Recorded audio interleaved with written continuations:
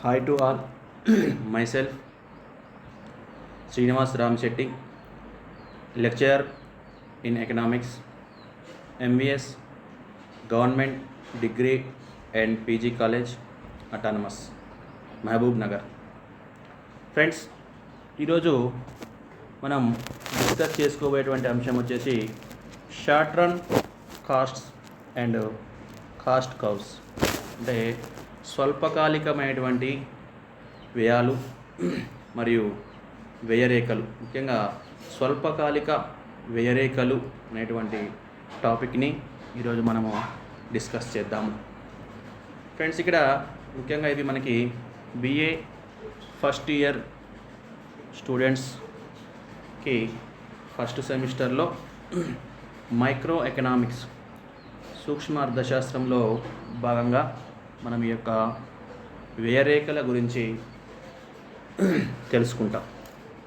Okay, మరి ఏంటి ఈ వ్యయరేఖలు అంటే ఏంటి? స్వల్పకాలంలో వ్యయరేఖలు అంటున్నాము. ఇక్కడ అంటే మనము కాలాన్ని రెండు రకాలుగా పేర్కొంటాము. ఒకటి స్వల్పకాలము అంటాము, అలాగే ఒకటేమో దీర్ఘకాలము అని చెప్పవచ్చు. అయితే ఇక్కడ మరి స్వల్పకాలిక వ్యయరేఖలు అనేటువంటివి, అంటే స్వల్పకాలంలో ఉండేటువంటి రేఖల్ని మనము స్వల్పకాలిక వ్యయరేఖలుగా పేర్కొంటాం. అసలు వ్యయము అనేది మనం ఒకసారి చూసినట్లయితే, కాన్సెప్ట్ ఆఫ్ కాస్ట్ అనేదాన్ని మనం ఒకసారి చూసినట్లయితే, అసలు వ్యయము అనేది మనము ఉత్పత్తి ప్రక్రియలో ఎందుకు చేస్తాము అంటే, ఏదైనా ఒక వస్తువుని కానీ సేవని కానీ తయారు చేయడానికి, తయారు చేయడానికి అయ్యేటువంటి ఖర్చు ఏదైతే ఉందో మనం దాన్నే వ్యయము అంటాం. ఓకే, ఒక వస్తువును తయారు చేయాలంటే మనకి కొంత ఖర్చు అనేది అవుతుంది. ఆ ఖర్చునే మనము వ్యయాలుగా చెప్తున్నాం. మరి ఈ వ్యయానికి సంబంధించి మనకి ఏ వ్యయము ఏ విధంగా ఉంటుందని మనకి ఈ యొక్క స్వల్పకాలిక వ్యయరేఖలు అనేటువంటివి తెలియజేస్తాం. మనం చూసినట్లయితే, comparatively in the short run, the quantity of at least one input is fixed and the quantity of the other inputs can be varied. ఇక్కడ మనము ఉత్పత్తిలో భాగంగా కొన్ని ఉత్పత్తి కారకాలని తీసుకుంటాం. ఇందులో ఉత్పత్తి కారకాలు అనేవి ఇక్కడ మనము ఉత్పత్తి కారకాల్లో భాగంగా ఆ ఉత్పత్తి కారకాలపై చేసేటువంటి వ్యయాలు అనేదాన్ని మనం ఏం చేస్తాము అంటే రెండు రకాలుగా డివైడ్ చేస్తాం. అవి ఫర్ ఎగ్జాంపుల్ స్థిర వ్యయాలు అని, అలాగే చర వ్యయాలు అని చెప్తాం. అంటే స్థిర ఉత్పత్తి కారకాలపై చేసేటువంటి వ్యయాలని మనము స్థిర వ్యయాలు అంటాము. అలాగే చర ఉత్పత్తి కారకాలపై చేసేటువంటి వ్యయాన్ని చర వ్యయాలు అంటాం. అంటే మనం ఉత్పత్తి ప్రక్రియలో అనేక ఉత్పత్తి కారకాలని ఉపయోగిస్తాం. మరి ఈ ఉత్పత్తి కారకాల్లో కొన్నేమో స్థిర కారకాలు ఉంటాయి, మరి కొన్నేమో చర కారకాలు అనేవి ఉంటాయి. మరి ఇక్కడ మనం స్వల్పకాలము అంటున్నాం కాబట్టి స్థిర ఉత్పత్తి కారకాలు కాకుండా చర ఉత్పత్తి కారకాలపై చేసేటువంటి వ్యయాలని, అంటే చర కారకాలను మాత్రమే మారుస్తూ ఉత్పత్తిలో మార్పులు చేయగలిగే కాలాన్ని మనం ఏమంటాము అంటే స్వల్పకాలము అంటాం. అంటే దీర్ఘకాలంలో అయితేనేమో స్థిర ఉత్పత్తి కారకాలు, అలాగే చర ఉత్పత్తి కారకాలు ఉంటాయి. అలాగే స్థిర వ్యయాలు, చర వ్యయాలు అనేవి రెండు కూడా ఉంటాయి. ఫర్ ఎగ్జాంపుల్ స్థిర వ్యయాలు మనం చూసినట్లయితే, ఏదైనా స్వల్పకాలంలో ఉత్పత్తి స్థాయిని మార్చినప్పటికీ ఈ స్థిర వ్యయాలు అనేటువంటివి మారవు. ఫర్ ఎగ్జాంపుల్ మనము భూమి తీసుకున్నాం, భూమిపై బాటకము అనేది స్థిర వ్యయం. అలాగే శాశ్వత సిబ్బందికి ఇచ్చేటువంటి వేతనాలు, లేకుంటే మూలధనానికి చెల్లించేటువంటి వడ్డీ, లేకుంటే యంత్రాలు, భవనాలు మొదలైన వాటిని మనం అన్నింటినీ కూడా స్థిర వ్యయాలుగా పేర్కొంటాం. వాటిపై చేసేటువంటి వ్యయాలను మొత్తం కూడా స్థిర వ్యయాలు అంటాం. అలాగే మరి చర వ్యయాలు అంటే ఉత్పత్తి పరిమాణంతో పాటుగా ఈ యొక్క చర వ్యయాలు కూడా మారుతూ ఉంటాయి. అంటే ఫర్ ఎగ్జాంపుల్ ఉత్పత్తి పరిమాణం పెంచాలి అనుకున్నప్పుడు మనం స్వల్పకాలంలో స్థిర ఉత్పత్తి కారకాలని మార్చడానికి అవకాశం ఉండదు. కేవలము చర ఉత్పత్తి కారకాలను మాత్రమే మార్చేటువంటి వీలు ఉంటుంది.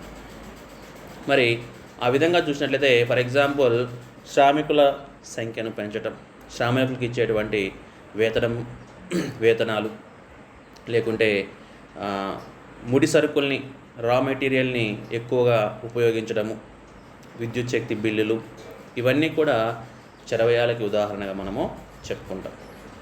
ఓకే, మనం ఇక్కడ ఏమంటున్నాము అంటే స్వల్పకాలిక వ్యయరేఖలు అంటున్నాము. మరి ఏంటి ఈ యొక్క స్వల్పకాలిక వ్యయరేఖలు అనేవి మనకి ఏం తెలియజేస్తాయి అంటే వివిధ రకాల వ్యయాలు మనకి స్వల్పకాలిక వ్యయాల రేఖలు మొత్తం కూడా మనకి వివిధ రకాల వ్యయాలను గురించి తెలియజేస్తాయి. ఒకసారి మరి చూద్దాం. ఓవరాల్గా మనము ఒకసారి చూసినట్లయితే వ్యయరేఖలు అనేటువంటి మనం చూసినట్లయితే ఫస్ట్ వచ్చేసి ఇక్కడ మనము ఒకటి టోటల్ ఫిక్స్డ్ కాస్ట్ అంటున్నాం. అంటే మొత్తము స్థిర వ్యయము. టోటల్ ఫిక్స్డ్ కాస్ట్ అంటే మొత్తం స్థిర వ్యయము అనేది ఒక స్వల్పకాలికమైనటువంటి వ్యయంలో భాగంగా ఒక వ్యయరేఖగా మనం ఇక్కడ చెప్తున్నాం. Refer to the cost that remain fixed in the short period. These costs do not change with the change in the level of output. For example, rents, interest and salaries. In words of Ferguson, total fixed cost is the sum of the short run explicit fixed cost and implicit costs incurred by the entrepreneur. ఇక్కడ ఒకసారి మనం చూసినట్లయితే మరి మొత్తము స్థిర వ్యయము అనేది మనం ఒకసారి పరిశీలించినట్లయితే ఒక వస్తువుని మనము వివిధ యూనిట్లలో మనం తయారు చేయాలి అంటే మనకి స్థిర ఉత్పత్తి కారకాల మీద మనం ఏం చేస్తాము అంటే కొంత వ్యయం చేస్తాము. మరి ఈ స్థిర ఉత్పత్తి కారకాల మీద చేసేటువంటి వ్యయం ఏదైతే ఉందో దానినే మనము మొత్తం స్థిర వ్యయము అంటాం.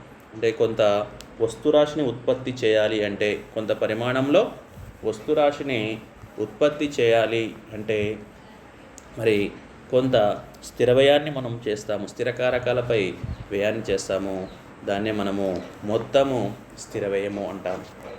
ఇక్కడ చూడండి, మరి మొత్తము స్థిర వ్యయము అనేది ఇక్కడ ఫర్ ఎగ్జాంపుల్ ఏమంటున్నాము, స్థిర వ్యయానికి ఉదాహరణగా మనం ఏమంటున్నాము అంటే ఇక్కడ రేట్ ఆఫ్ ఇంట్రెస్ట్ అంటే మూలధనానికి అయ్యేటువంటి వడ్డీలు కానీ, లేకుంటే రెంట్స్ భూమికి ఇచ్చేటువంటి బాటకము కానీ, లేకుంటే మిషన్స్ యంత్రాల కొనుగోలు కానీ.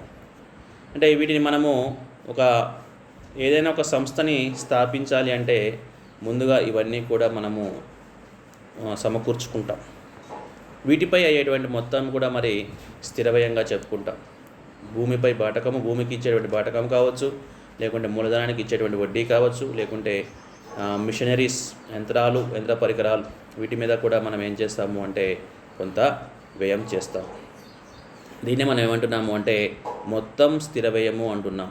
ఇక్కడ ఒకసారి చూడండి, మొత్తము స్థిర వ్యయము ఏదైతే ఉందో ఈ మొత్తం స్థిర వ్యయానికి ఉత్పత్తితోటి సంబంధము ఉండదు. ఉత్పత్తితోటి సంబంధం ఉండదు అంటే ఉత్పత్తి జరిగినా జరగకపోయినా కానీ ఈ యొక్క మొత్తం స్థిర వ్యయంలో మార్పు ఉండదు. ఉత్పత్తి జరిగినా కానీ జరగకున్నా కానీ ఈ యొక్క మొత్తము స్థిర వ్యయంలో మార్పు ఉండదు. కాబట్టి ఒకసారి మరి ఆ ఫిగర్ చూడండి, పటం చూసినట్లయితే పటంలో మనకి కనిపిస్తూ ఉంది. ఎక్స్ అక్షం మీద అవుట్పుట్ వస్తు పరిమాణం తీసుకున్నాము, అలాగే వై అక్షం మీద కాస్ట్ వ్యయాలు తీసుకున్నాం.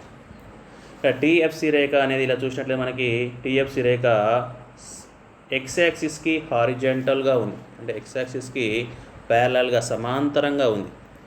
ఎందుకు సమాంతరంగా ఉంది అంటే మనం ఇంతకుముందే చెప్పుకున్నాం, ఉత్పత్తి జరిగినా జరగకపోయినా కూడా మనము కొంత పరిమాణంలో ఏం చేస్తాము అంటే స్థిర కారకాలపైన వ్యయాలను చేస్తాము. కాబట్టి ఈ స్వల్పకాలంలో మనము స్థిర ఉత్పత్తి కారకాలని మార్చడానికి అవకాశం ఉండదు. స్వల్పకాలంలో మనము కేవలము ఉత్పత్తి పరిమాణాన్ని చరసాధనాలను ఉపయోగించి మాత్రమే ఉత్పత్తి పరిమాణాన్ని పెంచుకుంటాం. అంటే సంస్థ యొక్క తరహాని మార్చుకోవడానికి అవకాశం ఉండదు. స్వల్పకాలంలో సంస్థ యొక్క ఆక్యుపెన్సీని పెంచడానికి అవకాశం ఉండదు. కాబట్టి మరి స్వల్పకాలంలో స్థిర వ్యయము అనేది ఎలా ఉంటుంది అంటే స్థిరంగా ఉంటుంది. మొత్తము స్థిర వ్యయము అనేది స్వల్పకాలంలో స్థిరంగా ఉంటుంది. కాబట్టి మరి టీఎఫ్సి రేఖ ఏదైతే ఉందో మొత్తం స్థిర వ్యయ రేఖ ఏమవుతుంది అంటే ఎక్స్ యాక్సిస్కి ప్యారలల్ అంటే సమాంతరంగా ఉంటుంది. కొంతమేరకు మనం ఏం చేస్తాము అంటే ఉత్పత్తి ప్రక్రియలో ముందుగానే మనం ఏం చేస్తాము, ఫర్ ఎగ్జాంపుల్ భూమిని కొనుగోలు చేస్తాం, లేకుంటే భవనాన్ని నిర్మిస్తాం, లేకుంటే అందులో కొంత మెషినరీ కొన్ని యంత్రాలని ప్రవేశపెడతాం, కొనుగోలు చేస్తాము. ఓకే, ఈ విధంగా లేకుంటే ముందే మనం కొంత అమౌంట్ డబ్బుని వీటి కోసము కొంత డబ్బుని అప్పుగా తెచ్చుకుంటాం. ఇవన్నీ కూడా కొంతమేరకు మనం ఏం చేస్తామంటే ముందే కొంత వ్యయం చేస్తాము. ఆ ముందే చేసే వ్యయము ఇక్కడి నుంచి ఏది ఉందో ఇక్కడి వరకు మనము స్థిర వ్యయం చేస్తాం. ఇంతే చేస్తాము, ఇంతకు మించి మనము స్థిర వ్యయము చేయము. అంటే స్వల్పకాలంలో మనము సంస్థ యొక్క తరహాను మార్చడానికి అవకాశం ఉండదు. కాబట్టి మరి ఏం చేస్తాము అంటే కొంతమేరకు మొత్తం స్థిర వ్యయం చేస్తాము. మరి ఈ స్థిర వ్యయము అనేది నేను ఇప్పుడు అంటున్నాము, స్థిర వ్యయంలో స్వల్పకాలంలో మార్పు ఉండదు. కాబట్టి మొత్తం స్థిర వ్యయ రేఖ ఎలా ఉంటుంది అంటే ఎక్స్ అక్షానికి సమాంతరంగా ఉంటుంది. మొత్తం స్థిర వ్యయ రేఖ ఎక్స్ అక్షానికి సమాంతరంగా ఉంటుంది. ఓకే, కాబట్టి మనం మళ్ళీ అదేవిధంగా మొత్తం స్థిర వ్యయంలో పెరుగుదల కానీ తగ్గుదల కానీ ఉండదు అంటున్నాం స్వల్పకాలంలో. అంటే ఉత్పత్తి పెరిగినా కానీ మొత్తం స్థిర వ్యయం ఏమీ పెరగదు. అలాగే ఉత్పత్తి తగ్గినా కానీ మొత్తం స్థిర వ్యయం ఏమీ తగ్గదు. ఒకవేళ ఉత్పత్తి చేయకుండా మనం సంస్థని అదేవిధంగా మూసివేసి ఉంచినా కానీ మనకి మొత్తం స్థిర వ్యయము మార్పు ఉండదు, అంటే జీరో కాదు. ఎందుకు అంటే ఆల్రెడీ మనం కొంత ఎస్టాబ్లిష్ చేసి ఉంటాము సంస్థకు సంబంధించి. కాబట్టి మొత్తం స్థిర వ్యయము అనేది స్వల్పకాలంలో స్థిరంగా ఉంటుంది. అలాగే మొత్తం స్థిర వ్యయంలో మార్పు అనేది ఉండదు. కాబట్టి మొత్తం స్థిర వ్యయ రేఖ ఎక్స్ అక్షానికి సమాంతరంగా ఉంటుంది. ఇది మనము గుర్తుంచుకోవాల్సినటువంటి ప్రధాన అంశం. టీఎఫ్సి మొత్తము స్థిర వ్యయము అంటే ఇవన్నీ కూడా మనము చూడాల్సి ఉంటుంది. అలాగే మరొక స్వల్పకాలిక వ్యయ రేఖను మనం ఇక్కడ చూద్దాము. టీఎఫ్సి రేఖ ఎక్స్ అక్షానికి సమాంతరంగా ఉంటుంది. Okay, right. ఇంకోటి మనం చూసినట్లయితే రెండవది టోటల్ వేరియబుల్ కాస్ట్. రెండవ వ్యయ రేఖ ఏంటి అంటే టీవీసీ అంటున్నాం. టోటల్ వేరియబుల్ కాస్ట్ అంటే మొత్తము చర వ్యయము అంటున్నాం. మొత్తము చర వ్యయము అంటే ఇది ఫర్ ఎగ్జాంపుల్ ఒక వస్తువుని మనము కొన్ని యూనిట్లు తయారు చేయడానికి కేవలము చర ఉత్పత్తి కారకాల మీద చేసేటువంటి వ్యయం ఏదైతే ఉందో ఆ వ్యయాన్ని మనము మొత్తం చర వ్యయము అంటాం. ఓకే, ఒక వస్తువుని కొన్ని యూనిట్లు తయారు చేయాలి అంటే మనం ఏం చేస్తాము, కొన్ని చర ఉత్పత్తి కారకాలని మారుస్తాము. మార్చినప్పుడు ఏమవుతుంది, చర ఉత్పత్తి కారకాలను మారుస్తున్నప్పుడు ఉత్పత్తి పరిమాణము పెరుగుతుంది. మరి ఉత్పత్తి పరిమాణం పెరిగినప్పుడు ఈ యొక్క చర వ్యయాలు కూడా పెరుగుతాయి. అలాగే ఉత్పత్తి పరిమాణాన్ని తగ్గించినప్పుడు ఈ చర వ్యయాలు కూడా తగ్గుతాయి. ఒకవేళ ఉత్పత్తి పరిమాణం అనేది ఏదీ లేకుంటే, అంటే ఉత్పత్తి మనము కనుక చేయనట్లయితే, ఉత్పత్తి చేయకుండా ఉన్నట్లయితే మరి చర వ్యయము అనేది కూడా శూన్యము, జీరోగా ఉంటుంది ఉత్పత్తి చేయకుంటే. ఎందుకంటే ఫర్ ఎగ్జాంపుల్ చర వ్యయాలు అనేవి మనం ఇప్పుడే చెప్పుకున్నాం ఉత్పత్తి పరిమాణంతో పాటుగా మారుతూ ఉంటాయి. ఉత్పత్తి పెరిగితే లేకుంటే తగ్గితే చర వ్యయాలు కూడా పెరుగుతాయి లేకుంటే తగ్గుతాయి. ఒకవేళ సంస్థ ఉత్పత్తిని ఆపివేస్తే చర వ్యయాలు అనేవి ఉండవు. మరి స్వల్పకాలంలో జనరల్గా మనం ఏం చేస్తాము అంటే చర మూలధనాన్ని మారుస్తూ సంస్థ ఉత్పత్తి స్థాయిలో మార్పుని తీసుకొని రాగలదు. అంటే సంస్థ యొక్క తరహా మారదు, కానీ ఏం చేయొచ్చు అంటే ఉత్పత్తి పరిమాణాన్ని కొంత మేరకు పెంచవచ్చు. అంటే ఫర్ ఎగ్జాంపుల్ మనము లేబర్ పరిమాణాన్ని పెంచుకోవటము, అలాగే ముడి పదార్థాలని ఎక్కువ మొత్తంలో కొనుగోలు చేయటము, అలాగే ఎక్కువ యంత్రాలని ఎక్కువ మొత్తంలో ఉపయోగించడము. ఎక్కువ మొత్తంలో అంటే విద్యుత్తును ఎక్కువగా వినియోగించడము. ఈ విధంగా మనము చేస్తూ ఉంటే ఏమవుతుంది అంటే చర వ్యయాలు అనేవి ఉత్పత్తి పరిమాణంతో పాటుగా మారుతూ ఉంటాయి. చర వ్యయము అంటే వ్యయాలు అనేవి ఉత్పత్తి పరిమాణం పెరుగుతూ ఉంటే చర వ్యయాలు కూడా పెరుగుతూ ఉంటాయి. ఉత్పత్తి పరిమాణం తగ్గుతూ ఉంటే చర వ్యయాలు కూడా తగ్గుతాయి. లేకుంటే ఉత్పత్తి పరిమాణాన్ని ఉత్పత్తిని నిలిపివేస్తే మరి ఇక్కడ చర వ్యయము అనేది కూడా 0 అవుతుంది, 0కి సమానం అవుతుంది. ఇక్కడ మనం ఒకసారి అదే విషయాన్ని మనం ఇక్కడ గ్రాఫ్లో చూద్దాము ఫ్రెండ్స్. ఇక్కడ x అక్షం మీద అవుట్పుట్ ఉత్పత్తి పరిమాణం తీసుకున్నాము, y అక్షం మీద కాస్ట్ వ్యయాన్ని చూపెట్టాము. ఇక్కడ టీవీసీ రేఖని మనం ఒకసారి గమనించినట్లయితే ఓ యాక్సిస్ అంటే మూల బిందువు నుంచి ఈ టీవీసీ రేఖ ఈ విధంగా క్రమంగా ఏమవుతుందంటే ఒక దశ వరకు పెరుగుతుంది. పెరిగి మళ్ళీ కొంచెము ఏమవుతుందంటే లైట్గా క్షీణిస్తుంది. అంటే క్షీణిస్తున్నటువంటి రేటులో పెరుగుతుంది. టీవీసీ రేఖ అనేది ఈ విధంగా క్షీణిస్తున్నటువంటి రేటులో పెరుగుతుంది. అంటే చర వ్యయాలు అనేవి ఉత్పత్తి పరిమాణము మారుతూ ఉంటే, ఉత్పత్తి పెరుగుతూ ఉంటే చర వ్యయాలు కూడా పెరుగుతాయి. ఉత్పత్తి పరిమాణం తగ్గితే చర వ్యయాలు కూడా తగ్గడానికి అవకాశం ఉంటుంది అనేది ఈ యొక్క టీవీసీ రేఖ మనకి తెలియజేస్తుంది. ఇది అంటే ఓ బిందువు అంటే మూల బిందువు నుంచి క్రమంగా పెరుగుతూ ఒక దశలో కొంత క్షీణిస్తూ మళ్ళీ పెరుగుతుంది. అంటే క్షీణిస్తున్న రేటులో పెరుగుతూ ఉంటుంది. ఇది ఒక మొత్తము చర వ్యయ రేఖ. దీన్ని మనము టీబీసీ రేఖగా మనము పేర్కొంటున్నాం. ఓకే ఫ్రెండ్స్, ఇది మొత్తం చర వ్యయానికి సంబంధించినటువంటి రేఖ. నెక్స్ట్ వచ్చేసి టోటల్ కాస్ట్ అంటున్నాం, మొత్తము వ్యయము. ఇక్కడ మనం ఒకసారి గుర్తుంచుకోవాల్సిందంటే మొత్తము వ్యయము అనేది మనకి ఏం తెలియజేస్తుందంటే ఒక వస్తువుని వివిధ యూనిట్లు తయారు చేయడానికి అయ్యే వ్యయాలన్నింటినీ కలిపితే వచ్చేదానినే మొత్తం వ్యయము అంటాము.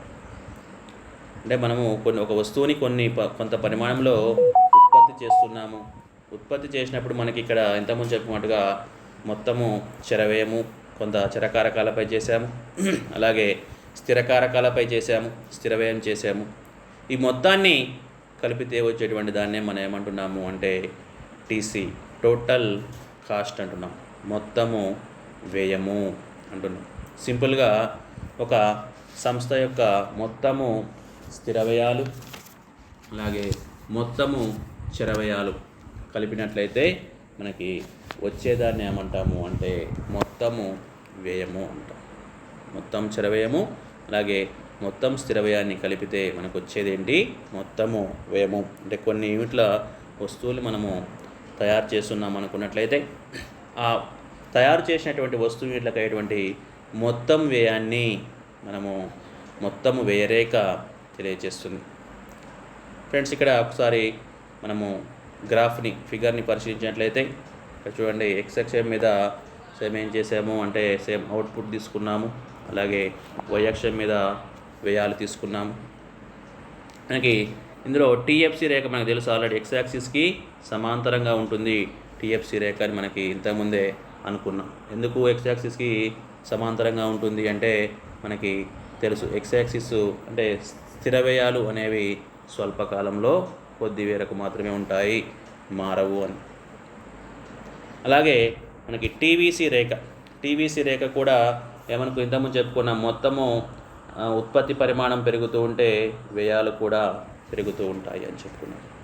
కాబట్టి టీవీసీ రేఖ ఓ బిందువు మూల బిందువు నుంచి పైకి వెళ్తూ ఉంటుంది.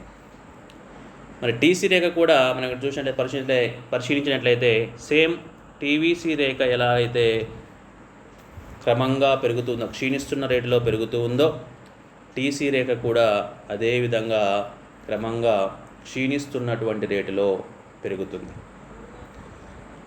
అంటే టీవీసీ రేఖ ఏ విధంగా అయితే ఉందో టీసీ రేఖ కూడా అదే విధంగా ఉంటుంది.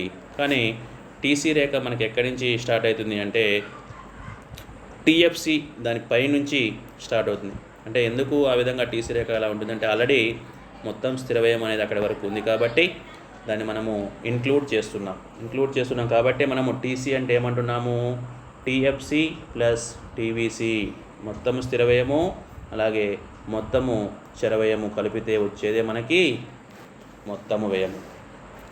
Okay, TFC plus TVC equal to TC అంటున్నాం. ఈ విధంగా మొత్తం వ్యయ రేఖ కూడా క్రమంగా క్షీణిస్తున్నటువంటి రేటులో మొత్తం వ్యయము పెరుగుతూ ఉంటుంది. ఉత్పత్తి పరిమాణం పెరిగితే ఇది కూడా పెరుగుతూ ఉంటుంది. ఉత్పత్తి పరిమాణం ఒకవేళ కొంచెం తగ్గితే చర వ్యయాలు ఎంతైతే తగ్గుతాయో మొత్తం వ్యయంలో కూడా ఆ మేరకు మార్పు అనేది ఉంటూ ఉంటుంది. ఓకే, ఇవి మనకి ఉన్నటువంటి ప్రధానంగా ఉన్నటువంటి 3 మొత్తం వ్యయరేఖలు.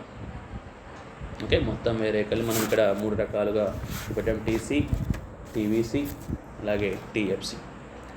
అదేవిధంగా వీటితో పాటుగా మనకు కొన్ని స్వల్పకాలంలో సగటు వ్యయరేఖలు కూడా ఉన్నాయి. వాటిని మనం ఒకసారి చూద్దాము. సగటు వ్యయరేఖల్లో ప్రధానంగా చూసినట్లయితే ఒకటి average fixed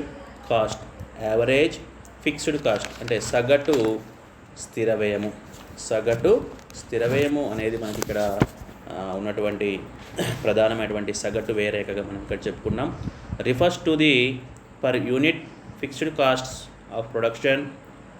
In other words, AFC implies fixed cost of production divided by the quantity of output produced. It's calculated as AFC equal to TFC by output. ఇక్కడ చూడండి ఫ్రెండ్స్, సగటు స్థిర వ్యయము అంటున్నాం అంటే ఒక వస్తువు యొక్క వివిధ యూనిట్లను తయారు చేయడానికి అయినటువంటి మొత్తం స్థిర వ్యయంలో ఒక్కొక్క వస్తువుకు అయ్యేటువంటి స్థిర వ్యయాన్ని సగటు స్థిర వ్యయము తెలియజేస్తుంది. మళ్ళీ ఒకసారి చెప్తున్నాను. ఒక వస్తువు యొక్క వివిధ యూనిట్లను తయారు చేయుటకు అయినటువంటి మొత్తం స్థిర వ్యయంలో ఒక్కొక్క వస్తువుకు అయ్యేటువంటి స్థిర వ్యయాన్ని సగటు స్థిర వ్యయము అంటాము. లేకుంటే సింపుల్గా ఏమనొచ్చు అంటే సగటు స్థిర వ్యయము అంటే మనకి ఎలా వస్తుందంటే మొత్తం స్థిర వ్యయాన్ని వస్తు పరిమాణం చేత భాగించగా సగటు స్థిర వ్యయము తెలుస్తుంది. AFC is equal to TFC by Q or output అనవచ్చు. అంటే మనకి సింపుల్గా ఇంతకుముందు మనం చెప్పుకున్నటువంటి ఏదో TFC అయితే ఉందో మొత్తం స్థిర వ్యయం అయితే ఉందో ఆ మొత్తం స్థిర వ్యయాన్ని తయారు చేసినటువంటి వస్తు యూనిట్ల చేత భాగిస్తే సగటు స్థిర వ్యయం అనేది మనకి తెలుస్తుంది. TFC is constant as production increase, thus AFC falls. Okay, అంటే మొత్తం స్థిర వ్యయము అనేది స్థిరంగా ఉన్నప్పటికీ కూడా మరి సగటు స్థిర వ్యయము అనేది ఏమవుతుంది అంటే ఉత్పత్తి పరిమాణము పెరుగుతూ ఉంటే, వస్తు పరిమాణం పెరుగుతూ ఉంటే సగటు స్థిర వ్యయము తగ్గుతూ ఉంటుంది. కాబట్టి ఒకసారి మనము గ్రాఫ్ని మనం ఒకసారి పరిశీలించినట్లయితే x అక్షం మీద ఉత్పత్తి పరిమాణము అలాగే y అక్షం మీద వ్యయాన్ని తీసుకున్నాం. AFC curve is shown as a declined curve which never touches the horizontal axis. This is because fixed costs can never be zero. అంటే ఇక్కడ సగటు స్థిర వ్యయ రేఖ అనేది ఎలా ఉంటుంది అంటే కిందికి రుణాత్మక వాలుని కలిగి ఉంటుంది, కానీ అది ఎక్స్ యాక్సిస్ని టచ్ చేయదు. అంటే సగటు స్థిర వ్యయము అనేది ఎప్పుడూ కూడా 0 కాదు, 0కి సమానం కాదు, క్షీణిస్తూ ఉంటుంది. వస్తోత్పత్తి పరిమాణం పెరుగుతూ ఉంటే సగటు స్థిర వ్యయము అనేది ఎప్పుడు కూడా క్షీణిస్తూ ఉంటుంది, కానీ 0 కాదు. ఎందుకు కాదు అంటే మనకి తెలుసు, మొత్తము స్థిర వ్యయము అనేది కొంత స్వల్పకాలంలో స్థిరంగా ఉంటుంది, కొంత మనం ఆల్రెడీ కొంత వ్యయం చేసి ఉంటాము కాబట్టి మరి సగటు స్థిర వ్యయం ఎప్పుడు కూడా 0 కాదు. అలాగే మరి ఈ ఏఎఫ్సి రేఖ ఏమవుతుందంటే ఎడమ నుంచి కుడికి కిందికి వాలుతూ ఉంటుంది. ఒకసారి గ్రాఫ్ని మనం చూసినట్లయితే ఎక్స్ అక్షం మీద వస్తు పరిమాణం అవుట్పుట్ని, వై అక్షం మీద వ్యయాన్ని తీసుకున్నాం. వస్తు పరిమాణం పెరుగుతున్న కొద్దీ సగటు స్థిర వ్యయము క్రమంగా క్షీణిస్తుంది, కానీ 0 కావట్లేదు అన్నాం. అందువలన మరి ఏఎఫ్సి రేఖ ఎలా ఉంటుందంటే హైపర్ బోలా, రెక్టాంగులర్ హైపర్ బోలా, అంటే లంబ అతి పరావలయము అంటాం. లంబ అతి పరావలయ ఆకారంలో ఉంటుంది సగటు స్థిర వ్యయ రేఖ. అంటే కంటిన్యూగా క్షీణిస్తూ ఉంటుంది, కానీ 0 మాత్రము కాదు. ఇది సగటు స్థిర వ్యయానికి సంబంధించినటువంటి అంశం. ఓకే ఫ్రెండ్స్, నెక్స్ట్ మనకు ఉన్నటువంటి మరొక వ్యయము యావరేజ్ వేరియబుల్ కాస్ట్, సగటు చర వ్యయము అంటున్నాం. సగటు చర వ్యయము, ఇక్కడ కూడా మరి సగటు చర వ్యయము అంటే సింపుల్గా ఒక వస్తువు యొక్క వివిధ యూనిట్లను తయారు చేయడానికి అయిన మొత్తం చర వ్యయంలో ఒక్కొక్క యూనిట్కు తయారు చేయడానికి అయ్యేటువంటి వ్యయాన్ని మనకి సగటు చర వ్యయ రేఖ తెలియజేస్తుంది. లేకుంటే సింపుల్గా ఏమంటాము అంటే మొత్తం చర వ్యయాన్ని వస్తు పరిమాణం చేత భాగించగా సగటు చర వ్యయం వస్తుంది. AVC is equal TVC by Q or output. ఇక్కడ మనము చూద్దాము, ఇక్కడ AVC is equal TVC by output అనేది మనకి ఇక్కడ కనిపిస్తుంది. అంటే మొత్తము చర వ్యయాన్ని ఉత్పత్తి అయిన వస్తు పరిమాణం చేత భాగిస్తే మనకి మొత్తం సగటు చర వ్యయం అనేది తెలుస్తుంది. ఇక్కడ కూడా మరొకసారి మనం పటాన్ని చూసినట్లయితే ఒకసారి చూడండి, ఎక్స్ అక్షం మీద కూడా వస్తు పరిమాణాన్ని, వై అక్షం మీద వ్యయాన్ని తీసుకున్నాం. ఇక్కడ చూసినట్లయితే వస్తు పరిమాణము క్రమంగా పెరుగుతున్న కొద్దీ, వస్తు పరిమాణం పెరుగుతూ ఉంటే ప్రారంభంలో ఏమవుతుంది, ఈ యొక్క సగటు చర వ్యయము అనేది ప్రారంభంలో తగ్గుతుంది. ఆ తర్వాతకి ఒక కనిష్ట స్థాయికి వెళ్ళి ఆ తర్వాతకి మళ్ళీ సగటు చర వ్యయము పెరుగుతూ ఉంది. ఓకే, ఇక్కడ ఒకసారి గమనించినట్లయితే ఈ యొక్క ఏబీసీ రేఖ ఇక్కడి నుంచి స్టార్ట్ అయ్యి ఇక్కడ వరకు క్రమంగా తగ్గుతూ ఇక్కడ కనిష్టానికి వెళ్ళి మళ్ళీ ఏమైంది, అక్కడి నుంచి మళ్ళీ ఏబీసీ రేఖ ఈ విధంగా పెరుగుతూ ఉంది. చూసినట్లయితే మరి యొక్క ఏబీసీ రేఖ ఎలా ఉంది అంటే మనకి ఎడమ నుంచి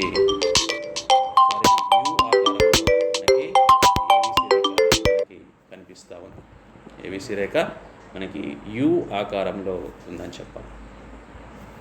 ఓకే ఫ్రెండ్స్, ఇది మనకి ఉన్నటువంటి సగటు చర వ్యయ రేఖకు సంబంధించినటువంటి అంశం. ఓకే, ఇక్కడ చూసినట్లయితే మరి సగటు చర వ్యయము అనేది అంటే ప్రారంభంలో క్షీణించి కనిష్ట స్థాయికి వెళ్ళిన తర్వాతకి మళ్ళీ పెరుగుతుంది. కాబట్టి సగటు చర వ్యయ రేఖ మనకి యూ ఆకారంలో కనిపిస్తూ ఉంటుంది స్వల్పకాలంలో. ఓకే, దీని తర్వాతకి మరొక కాన్సెప్ట్ తీసుకుంటే ఇక్కడ యావరేజ్ కాస్ట్, సగటు వ్యయము. ఓకే, సగటు వ్యయము అనేది మనకి ఇక్కడ చూస్తున్నాము. సగటు వ్యయము అంటే ఇక్కడ సింపుల్గా మనకి జనరల్గా చెప్పుకుంటే మొత్తము స్థిర వ్యయము ప్లస్ మొత్తము చర వ్యయం తీసుకున్న మనకి అంటే సగటు అంటే ఒక వస్తువు యొక్క వివిధ యూనిట్లను తయారు చేయడానికి అయినటువంటి మొత్తం వ్యయంలో మొత్తం వ్యయంలో ఒక్కొక్క యూనిట్కి అయ్యేటువంటి సగటు వ్యయాన్ని ఏదైతే ఉందో దాన్ని మనము సగటు వ్యయము అంటాం. అంటే సింపుల్గా సగటు వ్యయం AC is equal to TC by Q లేదా అవుట్పుట్ అన్నాం.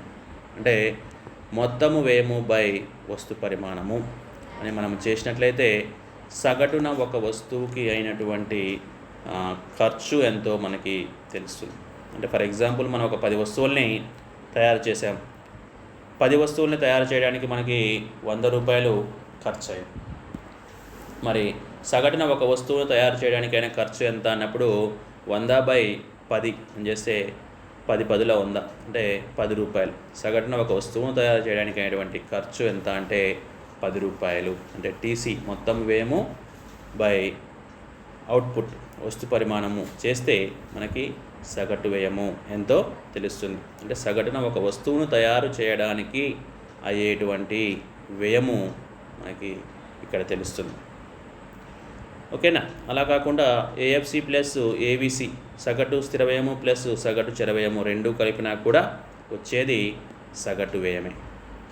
ఇది మరి సగటు వ్యయానికి సంబంధించినటువంటి అంశము. మరి ఒకసారి మనము ఫిగర్లో చూసినట్లయితే సగటు వ్యయరేఖ కూడా మనకు ఒకసారి చూడండి. ఏసీ రేఖ కూడా ఏమవుతుంది అంటే ఏవిసి రేఖ లాగానే ఒక దశ వరకు క్రమంగా క్షీణిస్తూ ఉంటుంది.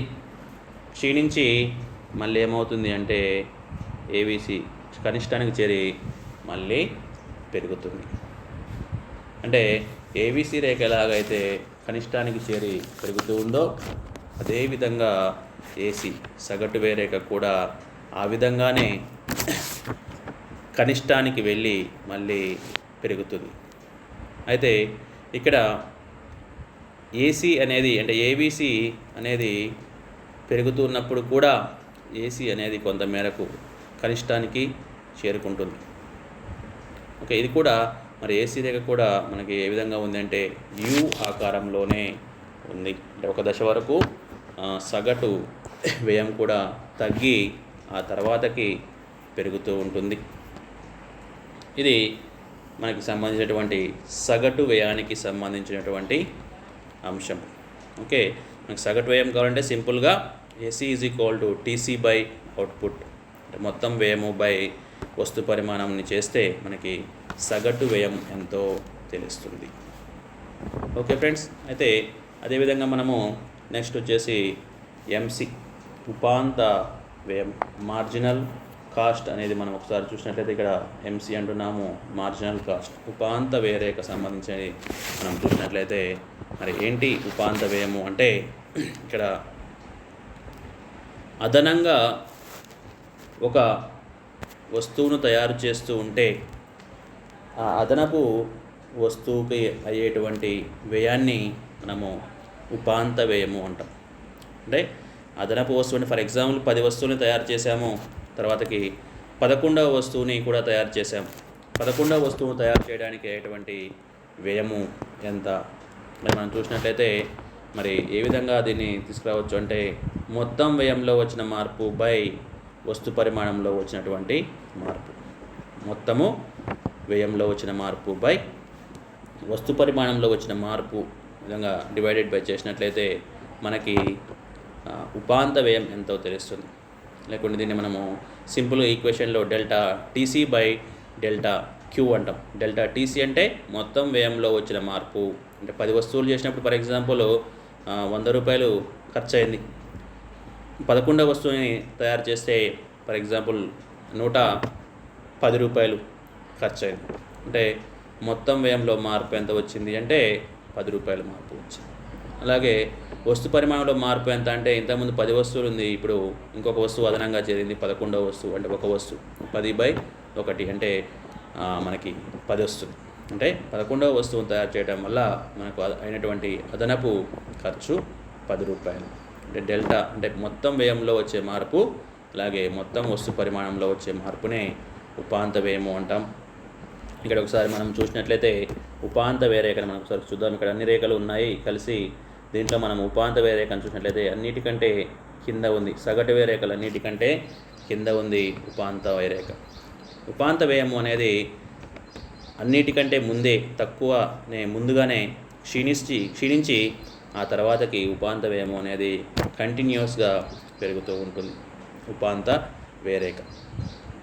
కాబట్టి ఒకసారి మనం వీటి మధ్య ఒకసారి కంపారిజన్ చూసినట్లయితే అన్నిటికంటే ఎక్కువ రేట్లో ఉపాంత వ్యయరేఖ ముందుగా క్షీణించి ఆ తర్వాతకి ఎక్కువ రేటులో పెరిగేది ఏది అంటే ఉపాంత వ్యయరేఖ, ఎంసీ రేఖ. ఇది కూడా యు ఆకారం, చూడడానికి సగటు వ్యయరేఖలాగానే యు ఆకారంలో ఉంటుంది. ఇవి మనకు ఉన్నటువంటి ప్రధానమైనటువంటి స్వల్పకాలిక వ్యయరేఖలుగా మనం చెప్పుకుంటాం. స్వల్పకాలిక వ్యయరేఖల్లో 3 మొత్తం వ్యయరేఖలు, టీసీ, టీఎఫ్సి, టీవీసీ అనేది మొత్తం వ్యయాలకు సంబంధించినటువంటివి. అలాగే ఏఎఫ్సి, ఏవిసి, ఏసీ అనేమో సగటు వ్యయాలకు సంబంధించినటువంటి రేఖలు. అలాగే ఎంసీ. ఒకసారి మనము టోటల్గా ఒకసారి అవుట్లుక్ చూసినట్లయితే ఈ విధంగా ఒక వస్తువు ఒక ఉత్పత్తి పరిమాణంలో మనం చూసినట్లయితే ఈ విధంగా వ్యయాలు అనేవి ఈ విధంగా ఉంటాయి. మనం ఇప్పటివరకు చెప్పుకున్నాము. ఫర్ ఎగ్జాంపుల్ ఇక్కడ చూడండి, అవుట్పుట్ తీసుకున్నాము. అవుట్పుట్ అంటే వస్తు పరిమాణం అనేది 0, 1, 2, 3, 4, 5, 6 ఈ విధంగా ఉత్పత్తి పరిమాణము అనేది మనకి పెరుగుతూ ఉంది. 1, 2, 3, 4, 5, 6 అంటే ఉత్పత్తి పరిమాణము పెరుగుతూ ఉంది. ఉత్పత్తి పరిమాణం పెరుగుతున్నప్పుడు ఒకసారి మనం గమనించినట్లయితే టీఎఫ్సి మొత్తము స్థిర వ్యయము అనేది ఏ విధంగా ఉందని మనం చూసినట్లయితే చూడండి ఫ్రెండ్స్, మొత్తము స్థిర వ్యయము అనేది ఎప్పుడు కూడా 30, 30, 30, 30, 30 అంటే వస్తు పరిమాణము పెరిగినా కానీ మొత్తము స్థిర వ్యయము మారదు స్వల్పకాలంలో చెప్పుకున్నాం ఇంతకుముందే. ఎందుకు మారదు అంటే మనకు తెలుసు, స్వల్పకాలంలో స్థిర ఉత్పత్తి కారకాలను మనము పెంచలేము, మార్చలేము. కాబట్టి స్థిర ఉత్పత్తి కారకాలపై ఎటువంటి మొత్తం స్థిర వ్యయము ఎప్పుడు కూడా స్థిరంగా ఉంటుంది స్వల్పకాలంలో. అలాగే ఇక్కడ చూడండి, ఉత్పత్తి పరిమాణము పెరుగుతూ ఉంది. 1, 2, 3, 4, 5, 6 అవుట్పుట్ పెరుగుతుంది, కానీ మొత్తం స్థిర వ్యయంలో మార్పు లేదు. 1వ వస్తువుకి 30 ఉంది, 6వ వస్తువుకి కూడా 30 ఉంది. ఫర్ ఎగ్జాంపుల్, ఆ వస్తువులో ఒక ఉత్పత్తి లేకున్నా కానీ 0 ఉన్నా కూడా మరి టీఎఫ్సి మొత్తం స్థిర వ్యయం అనేది 30గా ఉంటుంది. 0 ఎప్పుడు కూడా టీఎఫ్సి అనేది 0 కాదు. ఉత్పత్తి పరిమాణం జరిగినా జరగకున్నా కానీ మొత్తం స్థిర వ్యయము చేయాలి ఖచ్చితంగా. ఓకే, ఆ తర్వాతకి మనం ఒకసారి టీవీసీ మొత్తం స్థిర వ్యయాన్ని ఒకసారి మనము గమనించినట్లయితే చూడండి ఫ్రెండ్స్, 0 తర్వాతకి 10, 18, 24, 32, 50, 72 అంటే మొత్తం స్థిర వ్యయం ఏమవుతుంది అంటే ఉత్పత్తి పరిమాణము పెరుగుతూ ఉంటే, వస్తురాశి పెరుగుతూ ఉంటే 1 నుంచి 8 వరకు వస్తురాశి పెరుగుతూ ఉంటే మొత్తము స్థిర వ్యయం కూడా 10, 18, 24, 32, 50, 72 అంటే మొత్తం స్థిర వ్యయం కూడా పెరుగుతూ ఉంటుంది. మొత్తం స్థిర వ్యయం ఒకవేళ ఉత్పత్తి పరిమాణము తగ్గితే అంటే వస్తురాశి తగ్గితే మొత్తం స్థిర వ్యయం కూడా తగ్గుతుంది. ఒకవేళ ఉత్పత్తి ఏమీ చేయకుండా ఉన్నట్లయితే ఈ టీవీసీ మొత్తం కూడా 0 అయ్యేటువంటి అవకాశం ఉంది. ఇది మొత్తం స్థిర వ్యయానికి సంబంధించినటువంటి పట్టికగా మనం చెప్పుకోవాలి. అలాగే ఇక నెక్స్ట్ వచ్చేసి ఇక టీసీ అంటున్నాము. టీసీ అంటే చూడండి ఫ్రెండ్స్, ఇక్కడే టీఎఫ్సి ప్లస్ టీవీసీ మొత్తం స్థిర వ్యయము మరియు మొత్తం స్థిర వ్యయాన్ని కలిపితే మనకి వచ్చేదే మొత్తం వ్యయం. చూడండి, ఇక్కడ మనం ఒకసారి చూసినట్లయితే టీఎఫ్సి 30 + 0 30, 30 + 10 40, 30 + 18 48, 30 + 24 54, 30 + 32 62, 30 + 50 80, 30 + 72 102 అంటే ఈ విధంగా అంటే ఉత్పత్తి పరిమాణం పెరుగుతూ ఉంటే మొత్తం వ్యయం కూడా పెరుగుతుంది. ఎందుకు మొత్తం వ్యయం పెరుగుతుందంటే మొత్తం స్థిర వ్యయాన్ని మనం మారుస్తున్నాం. శ్రామికుల సంఖ్యను పెంచవచ్చు, లేకుంటే ముడి పదార్థాలను ఎక్కువ మొత్తంలో కొనుగోలు చేయవచ్చు, లేకుంటే విద్యుత్ శక్తి బిల్లుల్ని ఎక్కువగా కట్టి ఉండవచ్చు. ఈ విధంగా చేయడం వల్ల మరి మొత్తం వ్యయం అనేది కూడా ఎల్లప్పుడూ పెరుగుతూ ఉంటుంది. కాబట్టి టీవీసీ రేఖ, టీసీ రేఖ రెండూ కూడా ఎడమ నుంచి కుడికి పైకి వాలుతూ ఉంటాయి. క్రమంగా క్షీణిస్తున్నటువంటి రేట్లో పైకి వాలుతూ ఉన్నాయని మనం చెప్పుకున్నాం. టీఎఫ్సీ రేఖ ఏమో ఎక్స్ అక్షానికి సమాంతరంగా ఉంది. టీఎఫ్సీ రేఖ అనేది మనము చూసాం.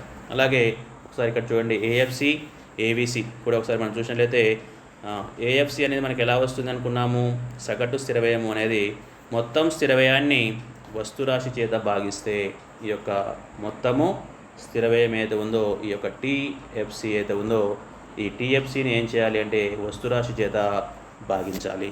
భాగిస్తే మనకు వచ్చేదే ఏఎఫ్సి.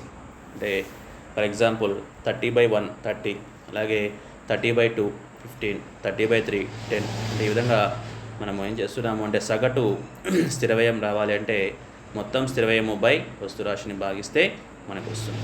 ఇక్కడ సగటు స్థిర వ్యయము అలాగే సగటు చర వ్యయం కూడా మొత్తం చర వ్యయాన్ని వస్తురాశి చేత భాగిస్తే మనకి మొత్తం చర వ్యయం కూడా తెలుస్తుంది. ఇక్కడ చూడండి ఏఎఫ్సి మరియు ఏబిసి చూసినట్లయితే ఏఎఫ్సి మొత్తం స్థిర వ్యయము అనేది కంటిన్యూగా క్షీణిస్తూ ఉంది. 30, 15, 10, 7.5, 6, 5 మనం చెప్పుకున్నాం. ఏఎఫ్సి రేఖ హైపర్బోలా ఆకారం అంటే లంబాతి పరావలయం ఆకారంలో ఉంటుంది. అలాగే మరి మొత్తము సగటు స్థిర వ్యయం అనేది ఎప్పుడు కూడా 0 కాదు, అలాగే మైనస్ కూడా కాదు, కాబట్టి ఏ అక్షాన్ని కూడా తాకదు అనేది మనకి తెలుసు ఏఎఫ్సి రేఖ.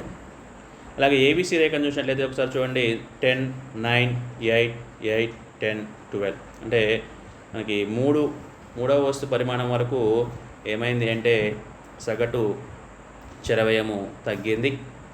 4వ వస్తు పరిమాణము దగ్గర స్థిరంగా ఉంది అంటే క్షీణించింది. మళ్ళీ 5, 6 వస్తు పరిమాణాలను పెంచుతూ పోయినట్లయితే మరి సగటు చర వ్యయం మళ్ళీ పెరిగింది. కాబట్టి సగటు చర వ్యయ రేఖ ముందు క్షీణించి ఆ తర్వాతకి పెరుగుతుంది, కాబట్టి యు ఆకారంలో ఉంటుంది అని చెప్పుకున్నాం. ఇది ఏబిసికి సంబంధించినటువంటి అంశం. అలాగే నెక్స్ట్ టీసీ అన్నాం, లేకుంటే టీఏసీ అంటే సగటు వ్యయం. సగటు వ్యయం మనకి ఎలా వస్తుంది? ఏఎఫ్సి ప్లస్ ఏబిసి ఈ రెండింటిని కలిపినా వస్తుంది, లేకుంటే టీసీ బై అవుట్పుట్ వస్తు పరిమాణం చేసినా కూడా మనకి సగటు వ్యయం అనేది తెలుస్తుంది. ఇక్కడ సగటు వ్యయం కూడా చూడండి ఫ్రెండ్స్ 40, 24, 18, 15.5, 16, 17. అంటే సగటు వ్యయం కూడా ముందుగా క్షీణిస్తుంది. ఎక్కడి వరకు క్షీణిస్తుంది అంటే 4వ వస్తు పరిమాణం వరకు క్షీణించి 5వ వస్తు పరిమాణం నుంచి పెరుగుతుంది.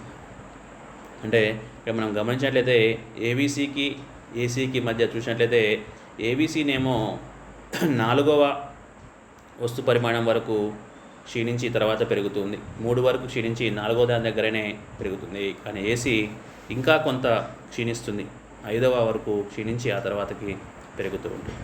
కాబట్టి కొంచెం రెండు కూడా తర్వాతకి దగ్గరికి వస్తాయి. రెండు ఈ ఆకారంలో ఉంటాయి, కానీ ఏసీకి దగ్గరలో ఏబిసి వచ్చేస్తుంది.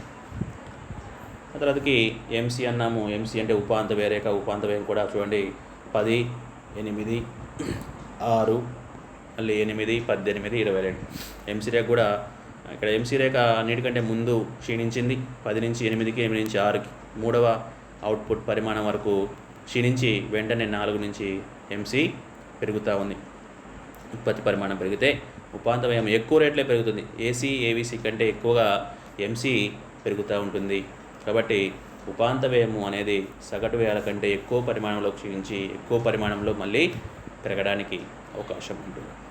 ఓకే, ఇది మనకి ఉన్నటువంటి టోటల్గా ఉన్నటువంటి స్వల్పకాలిక వ్యయరేఖలు, స్వల్పకాలిక వ్యయాలు మరియు స్వల్పకాలిక వ్యయరేఖలు అనేవి మనకి ప్రధానంగా టీఎఫ్సి, టీవీసీ, టీసీ, అలాగే AFC, AVC, AC and MC.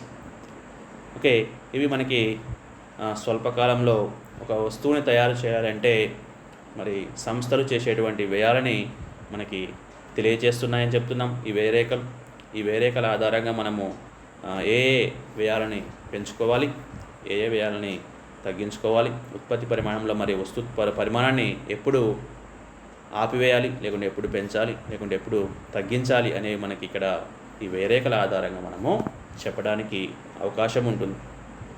Okay friends, ఇది ఈరోజు ఉన్నటువంటి వ్యయరేఖలకు సంబంధించినటువంటి డిస్కషన్. Thank you. అందరూ వీడియోని చూడండి, లైక్ చేయండి, షేర్ చేయండి. Thank you to all.